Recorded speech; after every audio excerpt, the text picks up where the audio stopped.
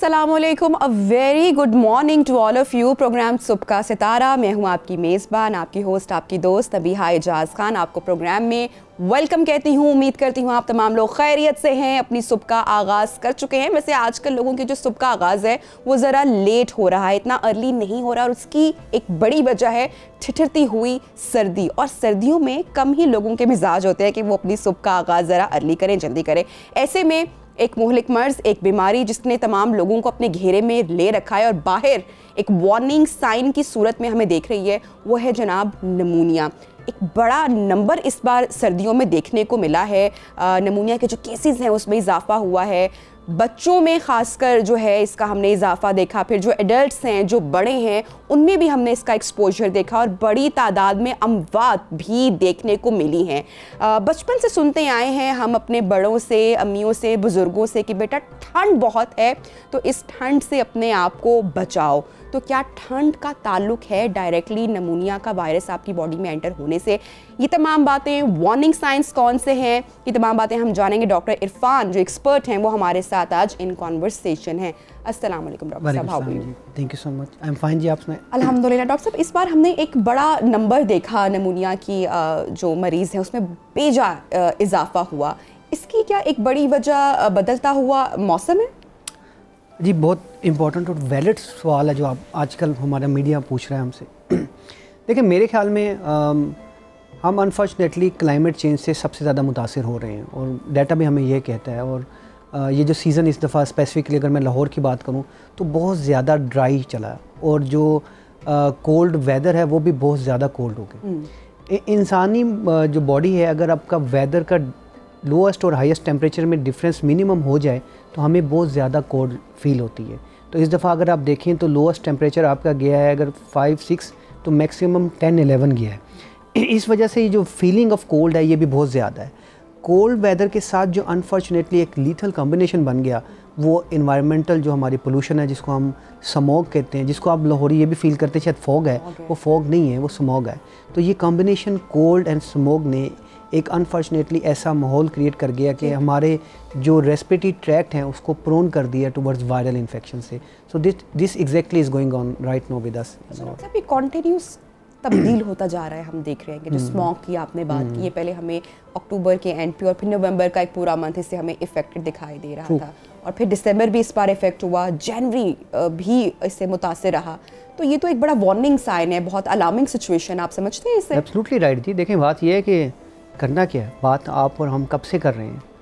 सोचने की बात ये है कि अब क्या किया जाए। बिल्कुल सही है, मुझे याद है, I think it's a decade now, एक दहाई गुजर गई है। हमने देखा पहले स्मॉग ने थोड़ा सा 2 वीक्स का टाइम लिया, 3 वीक्स का लिया, 1 मंथ का लिया, 2 मंथ का लिया, 3 मंथ तक एक्सटेंड हो गई।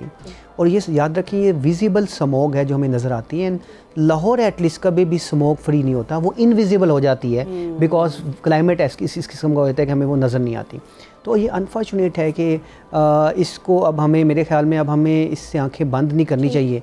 अब हमें कुछ ना कुछ decision making as a nation भी करनी चाहिए और एज अ मीडिया आप लोगों को गवर्नमेंट लेवल पे भी इसके इकदाम होने चाहिए। और अगर टाइमली हुए होते तो शायद आज हमें ये सिचुएशन का सामना ना करना पड़ता। तो डॉक्टर साहब, जो बात आप कह रहे हैं, जिस पॉइंट की तरफ आप ला रहे हैं कि जब हम घर से बाहर निकलते हैं तो हमें वार्निंग साइन एक तो मौजूद है हवा में, फिजा में, चूंकि स्मोक की तरफ आपने इशारा किया, जिसको हम फॉग समझ रहे हैं, वो एक्चुअली फॉग नहीं, वो स्मोक है, और उसमें निमोनिया का वायरस मौजूद है। हाँ जी, देखिए ये एक्चुअली है क्या, कैसे अटैक करता है ह्यूमन बॉडी पे? Very important question. देखिए, हो क्या रहा है, जब आप स्मोक से एक्सपोज हो रहा है आपका अपर एयरवे, नोज़ की हम बात करें तो वो इसमें एक केमिकल भी है, इसमें एक पार्टिकुलर मैटर है जिसका साइज़ 2.5 माइक्रोन से कम है और वो पेनिट्रेट कर रहा है आपके एयरवे में, उसको वो इरिटेट कर रहा है। जब वो इरिटेट कर रहा है तो जो वायरल ऑलरेडी एग्जिस्टिंग वायरल हैं उनके लिए पेनिट्रेशन आसान हो गई है, तो वो वहाँ पे पेनिट्रेट कर जाते हैं। जब वो पेनिट्रेट करते हैं तो अगला कैस्केड तो बिल्कुल ईजी है उनके लिए, क्योंकि सोजिश ऑलरेडी वहाँ चल रही है, जो क़ुव्वत मुदाफ़त लोकल लेवल पे है वो ऑलरेडी कम है, तो वो तो ज़ाहिर बात है डिज़ीज़ को फैला देगा। अब इस सिनेरियो में हमें एक ऐसा ग्रुप आइडेंटिफाई करना है जो प्रोन हो सकता है इन बीमारियों में मुब्तला होने का, उसको हम कहते हैं high risk group. High risk group. So ये हाई रिस्क ग्रुप जो है इसको हमने अब बचाना है। हाई रिस्क ग्रुप क्या है? एक्सट्रीम ऑफ एज, बच्चे, बुजुर्ग, प्रेग्नेंट फीमेल, वो लोग जिनमें क़ुव्वत मुदाफ़त कम है, primarily because of the disease like diabetes, sugar, blood pressure, या वो लोग जो क़ुव्वत मुदाफ़त कम करने की दवाइयाँ ले रहे हैं, ये वो लोग हैं जिनको हम हाई रिस्क कहते हैं। इसके अलावा जिन लोगों को सांस का मसला लाइक दमा, लाइक COPD जो स्मोकर्स एस्थमा होता है, या जिनको दिल के मसले भी हैं, ये हाई रिस्क ग्रुप है। सो ये ग्रुप जो है ये अलर्ट हो जाए, इन ग्रुप को फिर हम स्पेसिफिक प्रिकॉशनरी मेजर बताएंगे।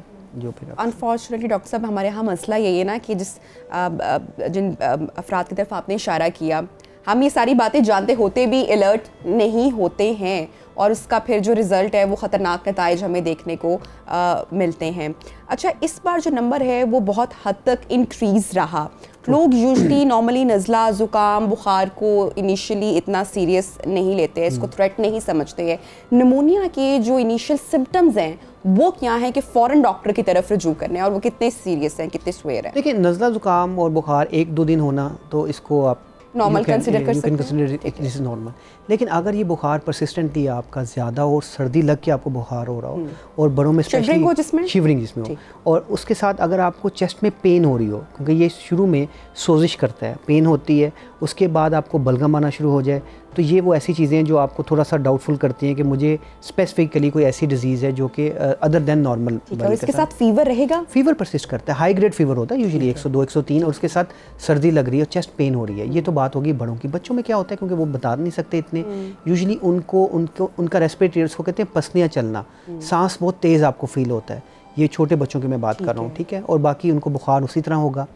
अब बड़े और छोटे दो चीज़ें एक तरह की बिहेव करती हैं, लाइक कि उनका वो आल्टर्ड स्टेट हो जाता है, उनका जो कॉन्शियस लेवल है वो बेहतर नहीं रहता।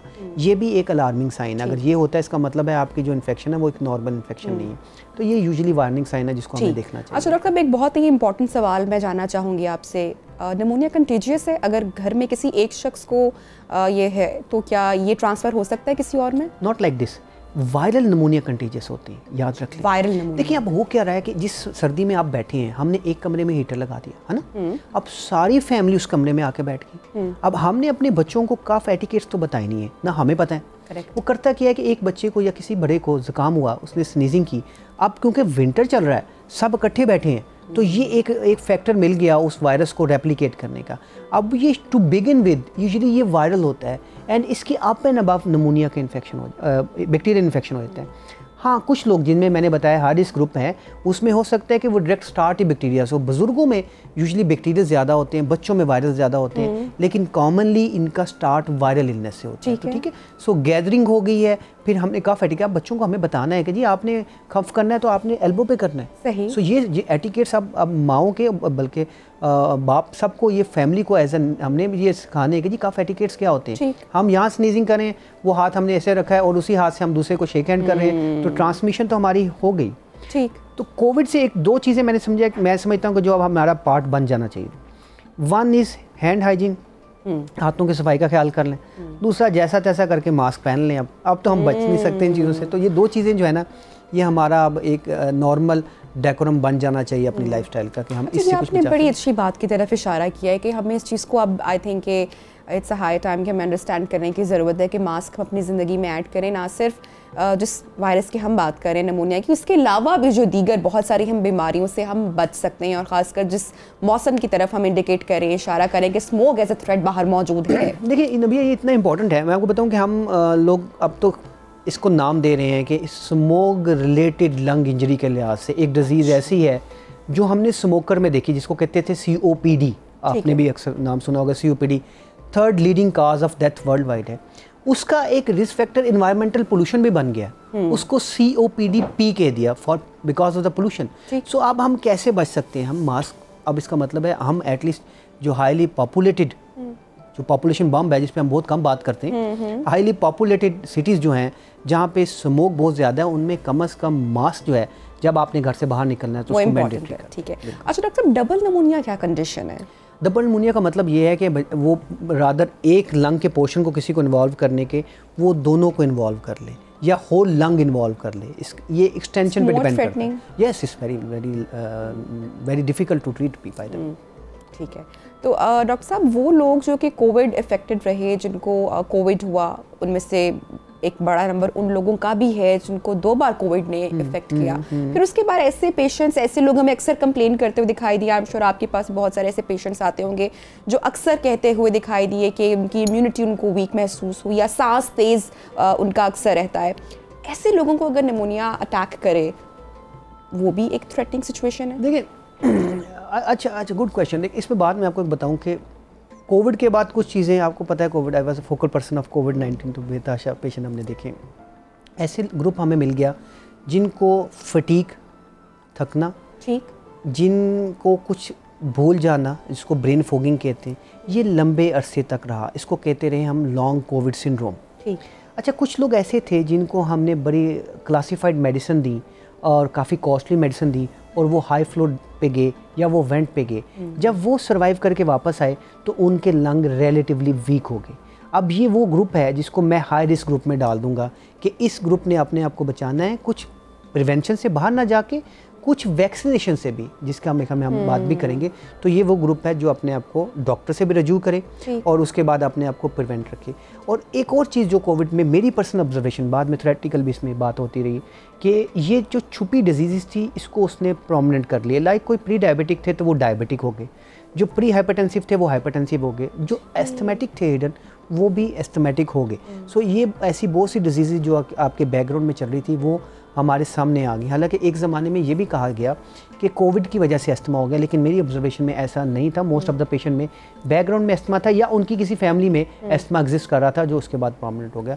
तो कोविड वाले मरीज़ों को जो कि वेंट पे गए हैं, जो कि हाई फ्लो पे गए हैं या जो ऑक्सीजन पे लंबे अरसे रहे हैं, उनके लंग्स अभी भी वीक हैं। कोविड ज़्यादा पुरानी बात नहीं, मुझे I still remember first case हमने मार्च 2020 में देखा था। बिल्कुल, सो 3 ईयर ओल्ड बात है और अभी भी ये केसेस रैंडमली हमारे पास आते हैं कोविड के। ठीक है। अच्छा डॉक्टर साहब, इसके साथ साथ जो लोग घरेलू टोटके कर रहे होते हैं वो भी एक बड़ी तादाद में लोग हैं कि गला ख़राब और जो निमोनिया के जो इनिशियल सिम्टम्स जिसकी तरफ आपने प्रोग्राम के स्टार्ट में इशारा किया, वो लोग घर में उसको कर रहे होते हैं ट्रीट। ये इसको वर्स्ट कर देता है फिर आगे जाकर? 100%। एक दो चीज़ें, एक दो फिनोमेना जो मेरे सामने इवॉल्व हुआ है, आप लोग भी शायद उसको देखते होंगे। Unfortunately everybody is doctor until proven otherwise, है ना। हर घर में एक डॉक्टर मौजूद है, ठीक है। अब वो डॉक्टर स्टूडेंट भी हो सकता है, एक नुस्खा भी मौजूद है जो पूरी फैमिली में ट्रैवल करेगा। अच्छा, और भी है ना, देखिए, और डॉक्टर ऐसा भी है जो मेडिकल स्टूडेंट भी है, आप सराउंडिंग में देखेंगे। पैरानॉर्मल हमारा बेस्ट फ्रेंड है। हाँ, एग्जैक्टली। कुछ भी हो तो सबसे पहले हम ये ले लेते हैं। This is very important. देखिए, आप फैमिली में अब रिट्रोस्पेक्टिवली देखिएगा, आपका कोई ना कोई कज़न, कोई ना कोई रिलेटिव डॉक्टर बन रहा है या वो बनने की कोशिश कर आपका पहला कांटेक्ट वो होगा जी। और वो बड़ा कॉन्फिडेंट है, चाहे वो 3rd ईयर का स्टूडेंट है, कॉन्फिडेंस उसका प्रोफेसर वाला है, ठीक है। सो वो आपको एक रजीम बता देगा कि जी आप ये फॉलो करें।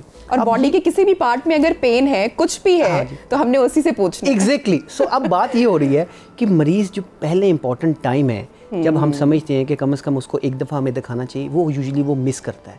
और इस ऑलवेज डिले प्रेजेंटेशन जिस पे हम फंस रहे हैं, ये नहीं है कि कोई अनयूजुअल ऐसा नमूनिया है जिसको जो हमसे ट्रीट नहीं हो रहा, वो डिले हो जाता है। वो राइट टाइम जब उसको डॉक्टर से कांटेक्ट करना है और वो वार्निंग साइन मिस कर चुका होता है, फिर हम स्टक हो जाते हैं और फिर इन्वेस्टिगेशन कराने में और उसके रिस्पांस में इतना टाइम हो चुका होता है कि अनफॉर्चुनेटली पेशेंट की, स्पेशली बच्चों की मैं बात करता हूँ, कि उनकी डेथ हो जाती है। तो मेरी रिकमेंडेशन सिर्फ ये होगी कि जब भी आप बच्चे को कोई सिम्टम देखें तो एक दफ़ा उसको क्वालिफाइड कॉम्पिटेंट डॉक्टर्स को चेक करा लें।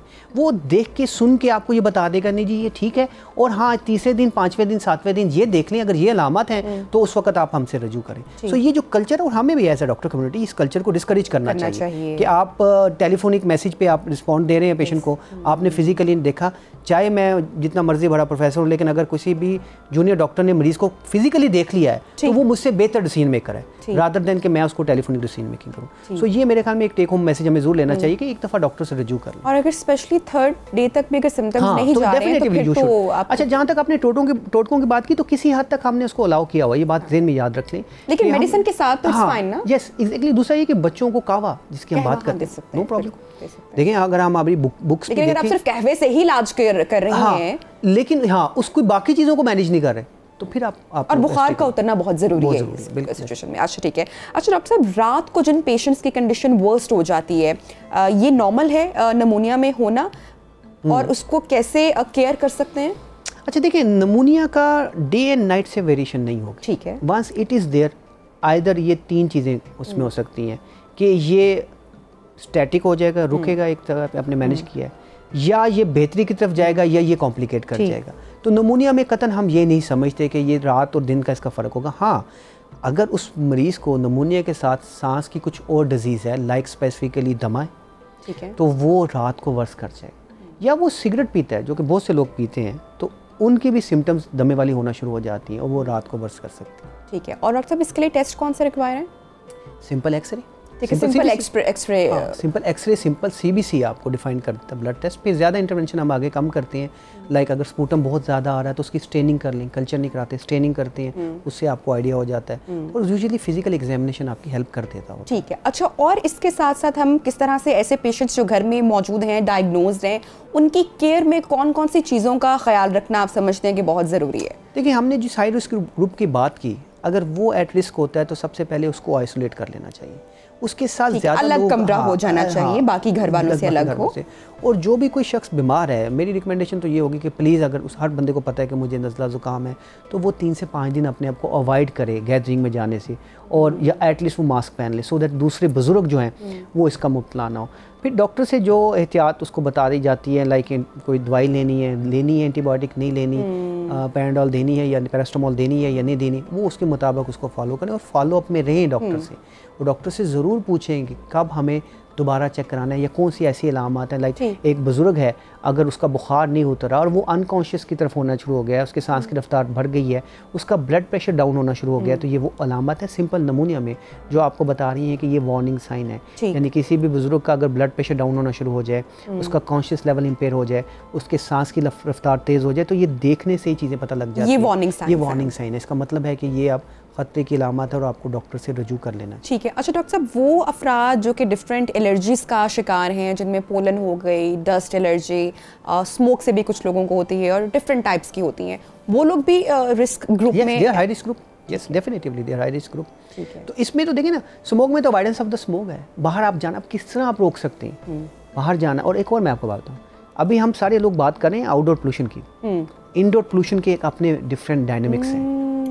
हमने इंडोर में काफ़ी ऐसी चीज़ें रखी हैं जिनसे पोल्यूशन होती है। आई थिंक कभी हम इस पे दोबारा किसी अच्छा, हाइजीन का ख्याल ना रखना उसमें। हाँ, इंडोर की जो आपने बात की, आई थिंक ये बड़ी इंपॉर्टेंट है। सिर्फ हाथ धो लेना एक वाहिद चीज़ नहीं है कि हमने उसका ख्याल रखना है। आपकी बेडरूम की हाइजीन, आपकी बेडशीट का, उसमें अगर कारपेट्स मौजूद हैं, वेरी इंपॉर्टेंट, जिसको हम बिल्कुल इग्नोर करते हैं। आपने अच्छा, हमें लगता है कि हम घर के अंदर अब मौजूद हैं तो वी आर टोटली सेफ, लेकिन जो घर के अंदर हम गलतियां कर रहे होते हैं, दैट्स अनदर चैप्टर। एग्जैक्टली, उसको इंडोर पोल्यूशन होते हैं और उस पर कभी हम लोगों ने डिस्कशन इतनी नहीं की। उसमें किन बातों का ख्याल रखना? देखिए, बिल्कुल जो आपने बात की, जैसे ये कारपेट की बात की है, इसको तो अब मैं समझता हूँ जनरल कंसेंसस है कि हम इसको डिस्करेज करते हैं कि इसको आपने नहीं यूज़ करना। फिर आपकी वेंटिलेशन इज़ वेरी इंपॉर्टेंट। अब वेंटिलेशन पे यहाँ पे हम खामोश हो जाते हैं, बिकॉज वेंटिलेशन तो स्मोक है बाहर, हम उसको कैसे कहें, लेकिन एटलीस्ट जो सूरज है उसका लाजमन अंदर आना ज़रूरी है, सूरज की किरणों का। देखिए, आपको पता है कि अब ये स्मोक की वजह से धूप भी नहीं निकल रही, तो ये सूरज के ना निकलने की वजह से जो वायरस का स्पैन है ना, वो बढ़ गया। ठीक है। अच्छा, इसी वजह से आपके जो पत्ते आप देखें वो भी मुरझाए पड़े, उनको भी तो जो चाहिए सूरज की रोशनी के, वो आपको सब्ज़ नज़र आए या उनमें रोशनी नज़र आए। तो आपके जो कमरे हैं उनमें सूरज की रोशनी का मौजूद होना भी बंद करके रखा हुआ है, बंद कर दिया, क्योंकि आपने पहले कहा कि हीटर्स ऑन है और तो वो हर चीज़ बंद करके, और बैक्टीरिया या जो वायरस है उसको और वहाँ पे एग्जैक्टली वहीं पे वही रिसाइकल हो रहा है, वो वहीं पे ग्रो कर रहा है। तो this is very much important हमारे लिए इस चीज़ को देखना। अच्छा डॉक्टर साहब, नमूनिया की चूँकि बात हो रही है, इसकी प्रिवेंशन, इससे बचना कैसे है? देखिए, सबसे इम्पोर्टेंट ये है कि जो लोग ये सुन रहे थे प्रोग्राम, हमने शुरू में एक हाई रिस्क ग्रुप की बात की थी। ठीक, इस हाई रिस्क ग्रुप को आपने बचाना है। वो कैसे हम बचा सकते हैं कि डेफिनेटिवली हमने वेदर से अवॉइड करना है। अगर बाहर जाना है, देखिए पुराने ज़माने में कितना ज़बरदस्त कंसेप्ट था, वो गर्दन भी अपनी कवर करते थे, कैप भी बनाते थे ना, हमें बड़ा ऑकवर्ड लगता था कि यार ये क्यों कर रहे हैं। अब हम ये देखते हैं कि यार this is the only solution, कि आपने नेक को भी कवर किया, आपने कैप भी पहनी, आपने ग्लव्स भी पहन लिए, आपने एक्स्ट्रा क्या ऐड करना है। If you are living in smoggy area like Lahore, Karachi, तो आपने ग्लासेस पहन के आइज़ को भी कवर कर लिया, मास्क को भी कवर कर लिया। स्पेशली वो लोग जिनका आउटडोर जिनको जाना है डेली। एग्जैक्टली। और आप देखें लाहौर में एक मुतात अंदाजे के मुताबिक 40 लाख बाइक है, ये रजिस्टर्ड बाइक की मैं बात कर रहा हूँ। तो ये लोग ट्रैवल डेली कर रहे हैं ना बेचारे। सो इनको हमने टारगेट करना है, इसको भी मेरे ख्याल में हाई रिस्क ग्रुप में हमें डालना है कि ये लोग डेली एक्सपोज बेचारे हो रहे हैं। फिर वो लोग जो हाई रिस्क हैं, जो क़ुव्वत मुदाफ़ित कम है, स्मोकर्स हैं, अस्थमा है, दूसरा डिसऑर्डर है, वो वैक्सीनेशन करवाएं प्लीज़। ठीक है। अच्छा डॉक्टर साहब, बच्चों की खासकर किस एज से ये वैक्सीनेशन स्टार्ट हो सकती है और तमाम लोग लगवा सकते हैं? नहीं देखिए बच्चों का तो अब नमूनिया उनके उसमें EPI प्रोग्राम में ऐड हो चुका है। अब वो उनके स्टार्ट जब भी बर्थ से लेके उनके शायद 2 ईयर 3 ईयर उसमें उनकी वैक्सीनेशन अब ऐड हो गई, तो उसको कंप्लीट करें। बड़ों में हम कहते हैं जिनकी एज 60 एंड अबव है उनको तो नमूनिया एंड फ्लू दोनों लगानी चाहिए। ठीक है। 60 से बिलो वो लोग जिनको कोई क़ुव्वत मुदाफ़ित कम होने का मसला है, लाइक डायबिटीज़ है, लाइक हाइपरटेंशन है, लाइक वो क़ुव्वत मुदाफ़ित कम होने की दवाई खा रहे हैं, जिनको एस्थमा है, जिनको COPD है, जिनको हार्ट डिजीज़ है, तो वो नमूनिया की और फ्लू की वैक्सीनेशन मैंडेटरी लगाएं। ये कॉस्ट इफेक्टिव है। देखिए फ्लू की वैक्सीनेशन हर साल हम समझते हैं सितंबर के आखिर अक्टूबर के शुरू में बात होती है, और नमूनिया की जो है वो once in 5 year है। ठीक है। This is cost effective. So ये वैक्सीनेशन अपनी ज़रूर करवाएं। अपनी मेडिसिन उस डिजीज़ की जिसका वो शिकार है उसको लाजमन लें, और उनमें से जो डिजीज़ लाइक अंजाइना हम हार्ट की बात करती हैं, उसकी जो रेस्क्यू मेडिसिन है उसका उनको पता होना चाहिए कि अगर मुझे प्रॉब्लम है तो मुझे ज़ुबान के नीचे रखनी है। अगर मुझे एस्थमा है तो उसकी रेस्क्यू मेडिसिन का मुझे पता होना चाहिए कि मैंने ये दवाई लेनी है। सो ये वो एहतियात है जिसको मैं समझता हूँ। और एक सबसे इंपॉर्टेंट चीज़, स्मोकिंग प्लीज़ इसको छोड़ दें। बहुत शौक है तो मगरिब के बाद बाहर निकल के लंबे लंबे सांस ले लिया करें। You are living in a smoky atmosphere, तो मेरे लिहाज से तो रिकमेंडेशन अब होनी चाहिए कि no smoking at all anywhere. अच्छा, तो डॉक्टर साहब आपने स्मोकर्स की तरफ इशारा किया और बताया कि ये उनके लिए बहुत ख़तरनाक हद तक हो सकता है। अब जब हम यंगस्टर्स की बात करते हैं जो कि इस हाई रिस्क ग्रुप में ऐड आपने कहा कि नहीं है, बच्चे और जो बड़ी उम्र के अफराद हैं या जिनकी इम्यूनिटी लो है वो इस मैरिड है। अब जो यंगस्टर्स की हम खासकर बात करते हैं या स्टूडेंट्स की बात कर लेते हैं जिनमें वेप बहुत कॉमन है, स्मोकिंग भी कॉमन है, इनके लिए भी नुकसानदेह हो सकता है? बहुत इंपॉर्टेंट क्वेश्चन। पहले हम सोचते हैं ये क्या फिनोमेना हो रहा है कि यकदम चीज़ें जो वो वेपिंग की तरफ आ गई हैं, इसको एक अच्छा समझा जाता है। आपको याद है हमारे बचपन में जो स्मोकिंग है, बल्कि उनसे पहले भी, उसको वो दैट वाज अ सिंबल कि हम बहुत हीरो हैं, वी लुकिंग वेरी कूल, हम अच्छे लग रहे हैं ना। तो वो अट्रैक्ट किया गया एक जनरेशन को दिखा के एडवर्टाइजमेंट के, जी बड़े बड़े आपके हीरो थे जो हॉलीवुड के हीरो हैं वो यूज़ कर रहे हैं, और हम समझे कि ये हमारे लिए एक हमें स्टेटस को अप कर देगी, हमें एक स्ट्रॉन्ग कर देगी। इंडस्ट्री इज़ वेरी क्लेवर, आप लोग शायद अभी इसको पिक नहीं कर पा रहे। इंडस्ट्री में आप लोगों ने उनको काफ़ी तंग किया हुआ है, आपने उनकी स्मोकिंग के ऊपर लगा दिया है, ख़तरनाक एक तस्वीर सी लगा दी है, लेकिन दिखा रहे हैं हाँ दिखा रहे हैं, देखिए। और हमने बता दिया तंबाकू नोशी इस खतरे के लिए ख़तरनाक है, तो उन्होंने भी तो कुछ सोचना है। तो व्हाट दे कम विद, उन्होंने कहा कि क्यों ना हम वेपिंग की तरफ ले जाएं। सो अब ये दुनिया, इस पर मैं आपको बड़ा क्लियरली बता दूँ कि आप अगले 5 से 10 साल बाद ये देखेंगे कि vaping will be more common than the smoking. Even now अभी बहुत हम एक इंटरेस्टिंग मैं आपको बात बताऊँ, वेपिंग की लाइफ बड़ी शॉर्ट है, लेकिन वेपिंग इंड्यूस लंग इंजरी पे चैप्टर्स आना शुरू हो गए। तो this is more problematic than smoking. हम इसको यूज़ कर रहे हैं ओनली बिकॉज हम समझते हैं कि इसका इफेक्ट कम है, लेकिन जब हम इसका लिटरेचर पढ़ते हैं तो इसके साइड इफ़ेक्ट ज़्यादा आना शुरू हो गए छोटे से टाइम पे। फिर वो लोग जिन्होंने इसको स्टार्ट किया जस्ट कि यार इसका तो इफेक्ट नहीं, वो एडिक्ट हो गए बिकॉज ऑफ स्मोकिंग।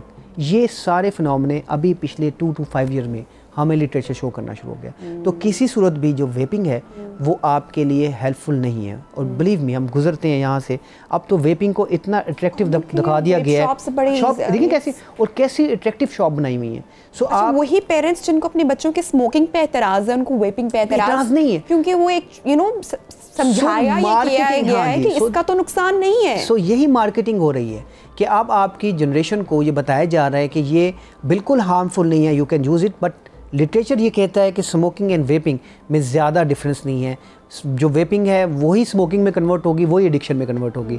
और जो लोग वेप कर रहे हैं उनमें वेपिंग इंड्यूस लंग इंजरी पे चैप्टर्स आ रहे हैं, ये लंग के अंदर इंटरस्टिशियल निमोनिया काज कर रही है, ये डिफरेंट डैमेजेस कर रही है, क्योंकि लाइफ अभी कम है, तो इसकी जो लॉन्ग टर्म कॉम्प्लिकेशन है वो शायद हमें 5 से 10 साल के बाद। इलेक्ट्रिक वेप प्लस शीशा यंगस्टर्स में बड़ा कॉमन है, और उसके भी उतने ही। देखिए शीशे के बारे में जब हमने पढ़ा, देखें हम इसकी by the way I am joint secretary Pakistan chess society Punjab, तो हमारे ही सीनियर है प्रोफेसर जवेद हैं आगा खान की, उन्होंने ही पटिशन की कि शीशा जो है वो बड़ा प्रॉब्लमैटिक है।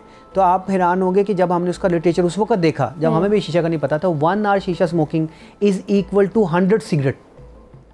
तो आप गैस करें। अच्छा अब ये है कि ये 100 सिगरेट तो उसके लिए भी है, इन्वायरमेंट में भी हो रही है।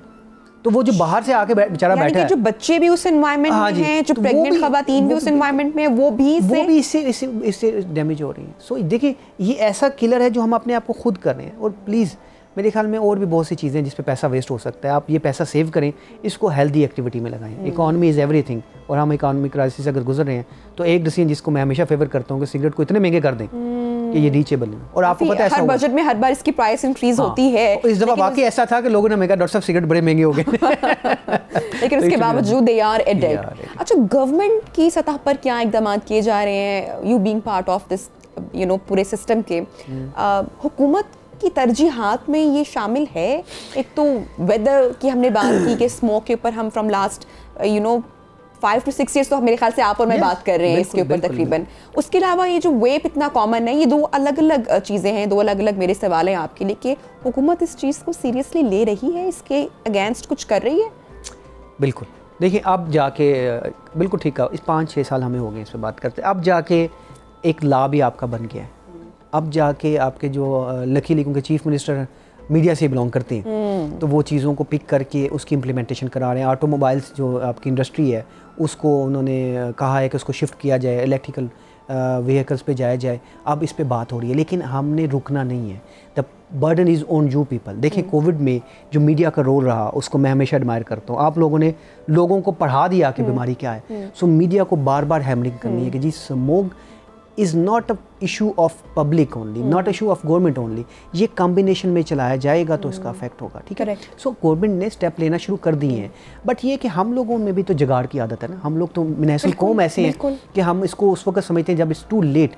सो गवर्नमेंट के स्टेप के बाद मुझे उम्मीद है कि जो जिस तरह मीडिया लगा हुआ है तो शायद और अब नहीं, ये बात याद रखें, 1 महीना नहीं, 2 महीने नहीं, इसको टाइम चाहिए। देखिए अब हम देख रहे हैं रोड बन रही है, तो मैं भी ऑब्जर्व करता हूँ जाते हुए, तो साथ ही तीसरे या चौथे दिन कोई ना कहीं वो दरख्त लगाना शुरू हो गया।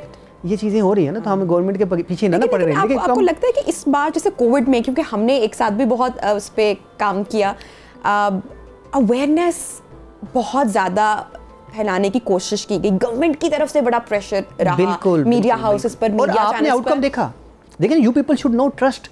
देखिए बट इस बार लैक लगा आपको, अवेयरनेस का लैक लगा इस बार है।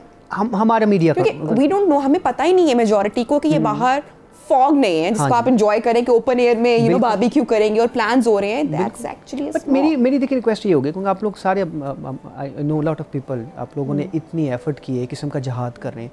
सो let puts all effort into one direction. बार बार इस पे बात की जाए, लोग सुनते हैं। देखिए हमने एक शो किया, उसमें कहा कि जी इंडोर प्लांट लगाने हैं, तो लोगों को पता है, उन्होंने इंडोर प्लांट लगाए। और फिर जब मेरे पास तो पेशेंट अलहमदुलिल्लाह आते हैं तो मुझे बताते हैं कि सर हमने भी ये काम शुरू कर दिया। तो मेरे ख्याल में बार बार बात करने से हम गवर्नमेंट के साथ अगर खड़े हो जाएंगे तो रिजल्ट हमें नज़र आना शुरू हो जाएंगे। तो गवर्नमेंट डेफिनेटिवली, इस गवर्नमेंट ने स्पेसिफिकली, क्योंकि लॉज भी पास हो गए हैं, इम्प्लीमेंटेशन स्टार्ट हो गई है, तो काम शुरू हो गया है। लेकिन ये समझना कि आज किया है तो अगले साल नहीं होगा, तो दिस इज़ एब्सोल्युटली रॉन्ग। इसमें बहुत एफर्ट करने की ज़रूरत है। देखिए मैं और आप अगर हम अपने सराउंडिंग में देखें, एक घर में से 4 गाड़ियाँ निकल के एक ही स्कूल में जा रही हैं। ओह यस, एक ही। देखिए अब मैं समझता हूँ लाहौर में वैसे ही है, एनवायरनमेंट में। तो आपको पता है लाहौर में 70% pollution is because of automobile industry. So आपको पता है कि ये गाड़ियाँ हैं 4। अब यहाँ पे भी लाहौर में एक फैशन तो मैंने देख लिया है कि अगर ये हम स्पेसिफिकली जोहर टाउन की बात करें, तो जोहर टाउन के लोगों ने अपने बच्चों को जोहर टाउन के ब्रांचेस में डाला हुआ है।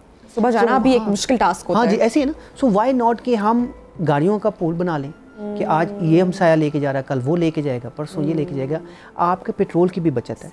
अच्छा, क्यों ना गवर्नमेंट पुश करे, इतने हाई स्कूलों की फीसें अदा की जा रही हैं कि जनाब अपनी जो ट्रांसपोर्ट है वो आपकी मैंडेट आपने देना है। अगर एक वैन में 20 बच्चे जा रहे हैं तो 20 गाड़ियां बच रही हैं। तो ये मैंडेट जो है, ये काम अब प्रेशराइज गवर्नमेंट की तरफ से होना चाहिए। फिर हम कॉलेज स्कूलों की बात करते हैं, मैं हॉस्पिटल की बात करता हूँ, तो हॉस्पिटल को बाउंड किया जाए कि जी अपने फैकल्टी मेंबर को आप लेके जाएं। सो ये जो चीजें हैं, तजावीज़ भेजी जा चुकी हैं। जी जी बिल्कुल, ये भेज रहे हैं और इन पर काम हो रहा है, होना शुरू। ठीक है। अच्छा, हम जरा घर की इंडोर की बात कर लेते हैं। आपने इशारा किया था एक जानिब कि हमारे घर के अंदर बहुत सारे वायरसेस और बैक्टीरियाज मौजूद होते हैं, हम उनका ख्याल नहीं रख रहे होते, हाइजीन का। हवा, सूरज नहीं निकल रहा, आपने बताया कि ये एक बड़ा जिसकी वजह से हमें अभी फेस करना पड़ा है। एयर प्योरीफाई हम कैसे कर सकते हैं अपने घर की? उसके लिए भी बड़े महंगे महंगे एयर प्योरीफायर आजकल हमें, वो भी एक फैंसी एक चीज़ हम ऐड कर लेते हैं, लेकिन उसमें भी हम अपने बजट में रहते हुए, जैसे कि आपने कहा इंडोर प्लांट्स जो हैं वो भी I was expecting this question by the वे। आपको पता है रिसेंटली एक पिटीशन हुई और फिर उसमें एज एक्सपर्ट बुलाया गया कि जी आप इस पर राय कायम करें। जो अच्छा था बंदा उसने की है कि जी जो लोग सांस के मरीज में मुब्तला हैं उनको लगा के दिया जाए प्योरीफायर।